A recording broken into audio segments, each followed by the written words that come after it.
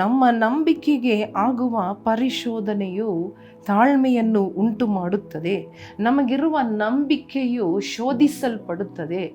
ನಮಗೆ ಫೇತ್ ಇದೆ, ಒಳಗಡೆ ನಂಬಿಕೆ ಇದೆ ದೇವರ ಮೇಲೆ, ಅಟಲವಾದ ಚಂಚಲರಹಿತವಾದ ಒಂದು ನಂಬಿಕೆ ಇದೆ. ಆದರೆ ಆ ನಂಬಿಕೆಗೆ ಕೂಡ ಪರಿಶೋಧನೆಗಳು ಬರುತ್ತದೆ. ಹಲವಾರು ಸಾರಿ ನೋಡ್ರಿ, ನಾವು ಎಲ್ಲವೂ ನಮ್ಮ ಜೀವನದಲ್ಲಿ ಒಂದು ಶೋಧನೆಗೆ ಒಳಗಾಗುವ ಸಂದರ್ಭದಲ್ಲಿ ನಾವು ಹಾದು ಹೋಗಬೇಕಾಗಿರುತ್ತದೆ. ಯಾಕೆ?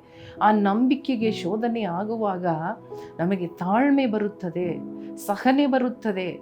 ನಾವು ಎಲ್ಲವನ್ನ ತಾಳ್ಮೆಯಿಂದ ಎದುರು ನೋಡುತ್ತಾ, ಕಾಯುತ್ತಾ, ದೇವರನ್ನೇ ಕಾಯುತ್ತಾ ಇರುತ್ತೇವೆ, ನಂಬಿಕೊಂಡು ಇರುತ್ತೇವೆ ಎಂಬುದಾಗಿ ನಾವು ನೋಡುತ್ತಾ ಇದ್ದೇವೆ. Count it all joy when you are facing various kinds of trial.